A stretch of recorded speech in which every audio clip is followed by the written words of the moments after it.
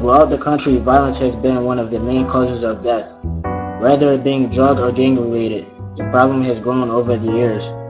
Violence happens all around the country, but specifically, gun violence and homicides have risen in the inner cities. Primarily, African Americans have been affected from gun violence. Many families suffer tragic losses due to homicides. African American males from the age 15 to 34 who died, 40% of them were murdered. On the other hand, only 3.8% of white males died from homicides. Many questions have been raised about the high rate of violence in certain cities. Rosenfeld says housing policy can affect crime rates as well. He says crime rates will fall if low-income housing is spread out rather than concentrated in one part of town. It's the concentration of poverty and the associated problems with poverty that tends to produce high levels of crime. Most of this violence is caused from the environment and where people are raised.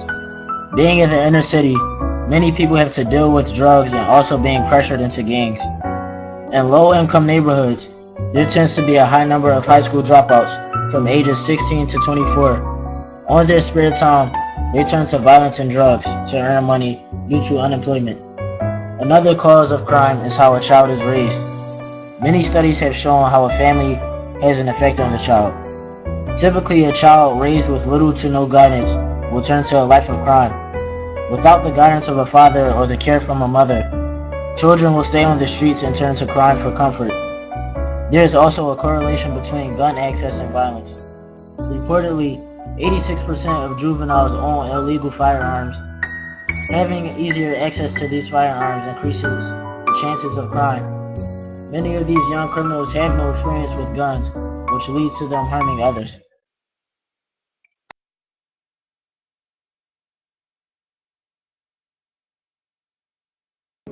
Someday.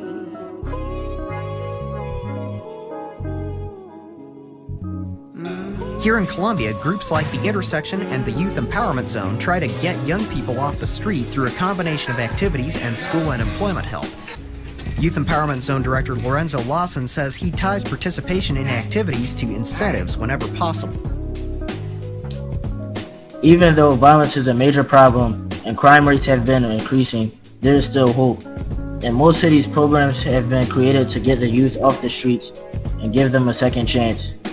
Programs focus on developing relationships with gang members and giving them advice. Without this guidance, the violence will continue. Workers are able to provide help to criminals and teach them how to solve conflicts without using violence. Instead of using police force to prevent crime, intervention programs are one of the leading solutions to inner city violence.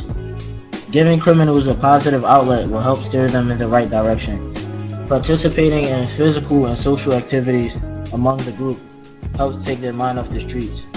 On the other hand, stopping certain crimes is up to the community. Many community members can help by analyzing where a lot of crimes occur and also responding to neighborhood necessities. This may include adding more streetlights to prevent less crime at night or fixing abandoned buildings to make them non-accessible to gangs. Though the police is there to stop crime in the city, they can't do it alone. Many people have expressed their worries on rising crime, but very few do anything about it. In order to stop crime, the whole community has to help. Whether it be from forming a neighborhood watch or organizing meetings, crime can be decreased.